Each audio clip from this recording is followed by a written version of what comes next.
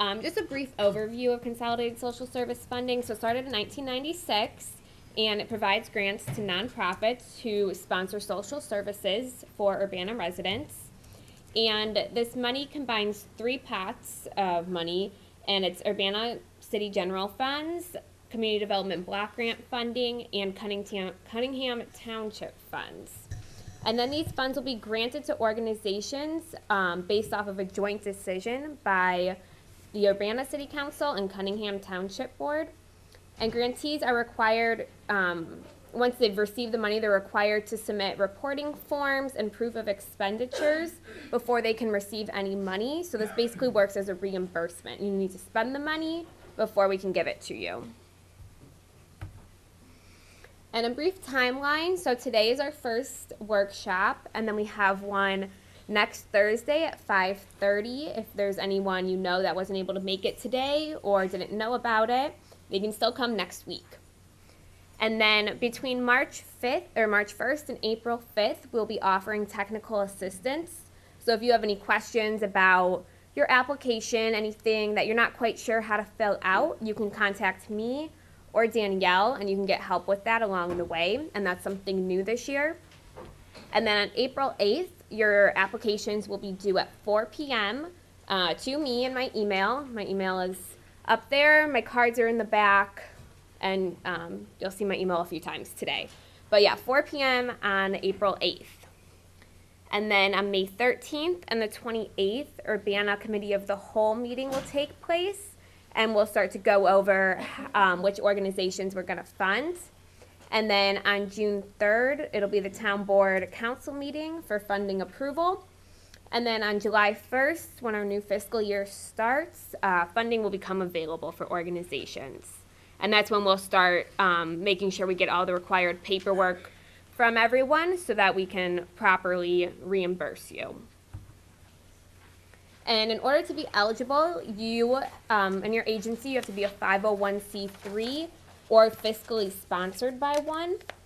And then as a municipal entity, the city of Urbana cannot fund programs that are religiously based, exist for the advancement of religious doctrine, or require participants to engage in religious activities or programs as a condition of assistance. So if you are religiously based, you just cannot force people to participate in your religious activities, but you can still be funded. And then Urbana has a pretty, basically a pretty elaborate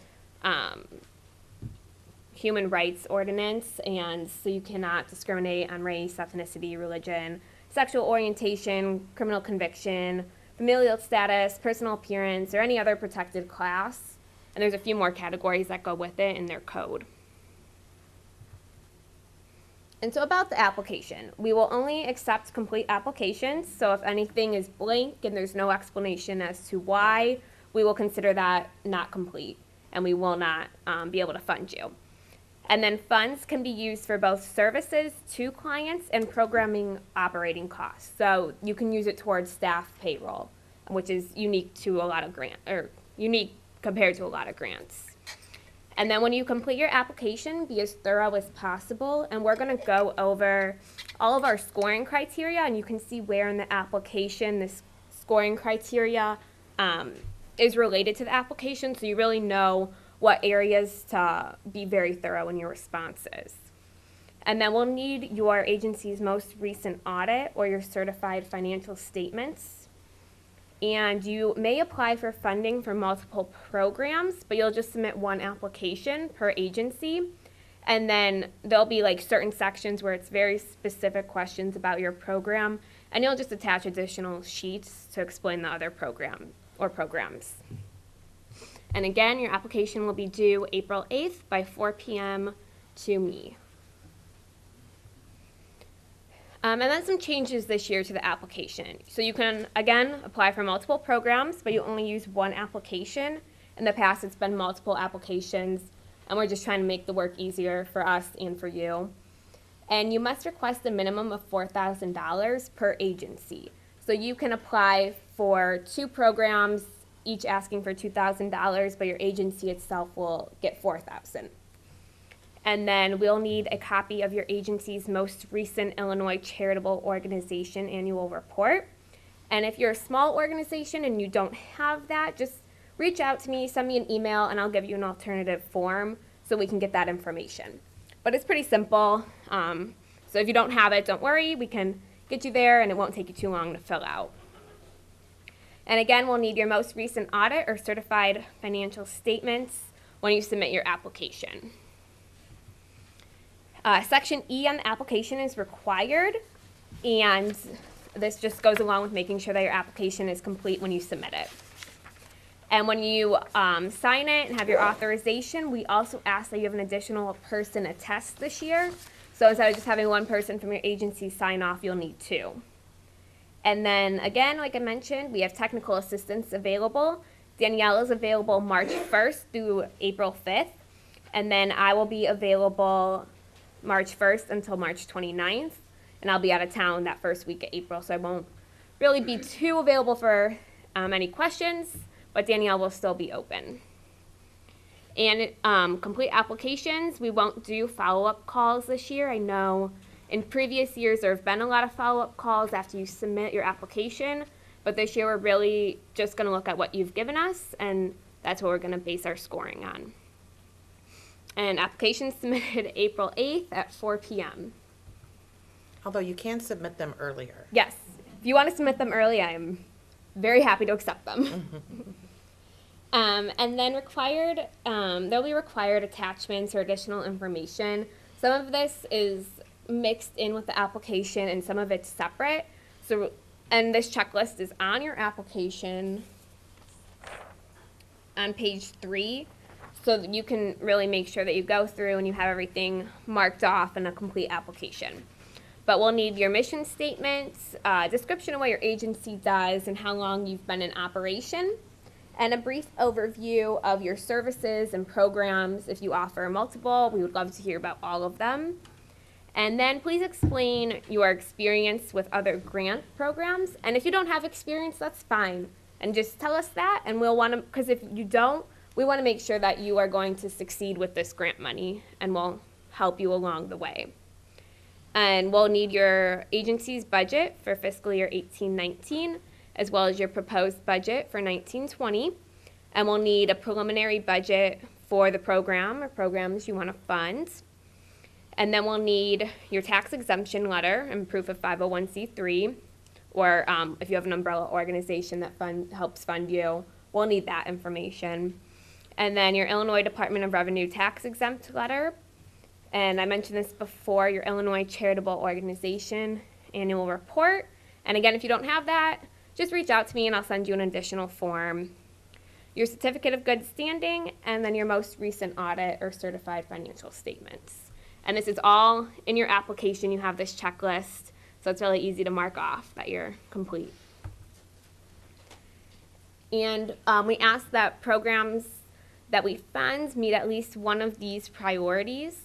So promoting affordable and safe housing opportunities, supporting the homeless and the housing insecure, promoting paths to employment, reducing violence, harm, and discrimination against vulnerable populations, supports residents re-entering from jail or prison, supports children and youth safety and well-being, and provides tangible benefits to low-income residents, enhancing their material well-being. So this could be something along the lines of healthcare, addressing food insecurity, helping improve transportation.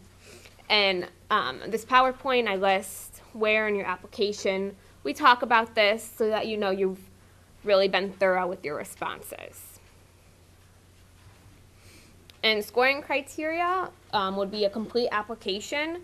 So this is for us on our end, a yes or no, and if it's a no, we just won't continue to look at your application. But if it is complete, then we'll move on.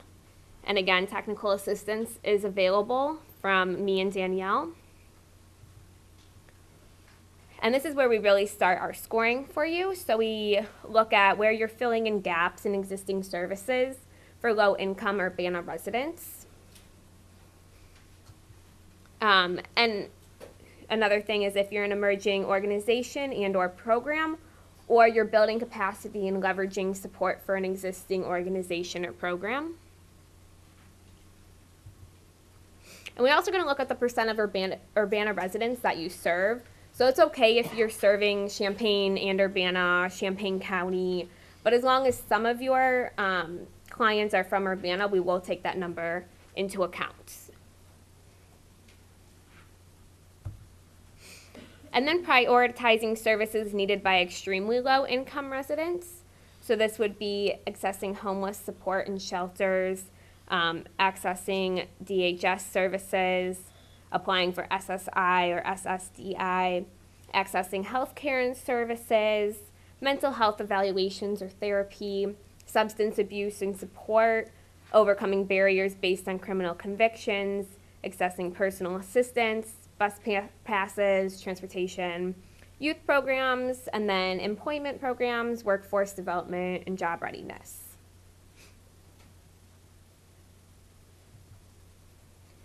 And your program has a proposed long-term impact on clients or the community, and we give you some flexibility to define, either one and how you see this working long-term.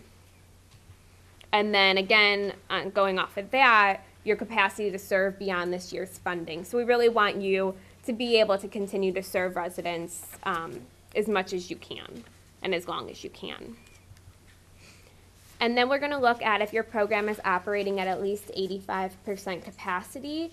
And if you're not, there's a section in B8 where you can explain, maybe you have some staffing issues right now and you aren't able to serve to your full capacity. But it's really important for us to understand your narrative and what's going on in your organization. And then the balance of program expenses versus administrative costs. And this is looking at where you're spending your money, basically. And CSSF intends to increase agency services in Urbana rather than replace or supplement funding for services allocated to Urbana residents. And so we really want you to use this money to further your programs and try to serve more people or serve people on a deeper level, but not use this money to fill in elsewhere where other gaps exist. And your agency has clearly defined success measures to demonstrate program impact. Collaboration with other agencies to operate your program. And then again, this one we give you some flexibility to kind of explain, and it's a little more open on what your collaboration could look like or mean to you. And we're also going to look at the diversity of your board and staff, and that's in section E1, or your plans for the future of the diversity of your staff and board. And if you are granted money, because you have emailed me your application on time by April 8th, your payment will be given in 2 reimbursements. So you have to spend the money before you can get your check. And then there's some information that you'll have to submit to us twice a year. Well, you only have to submit your signed contract once, but your agency reporting form will be for your first reimbursement and then your second reimbursement. So that'll be 2. And then we'll need the proof of expenditures to show that this money has been spent on this program and in a certain way. And then if you have any updates with your organization's contact information, please let one of us know so that we can be in good communication with you. And then this is Danielle's contact information and my contact information. So if you guys have any questions, you want to schedule an appointment for technical assistance, please do not hesitate to reach out. And now we can open up for any questions.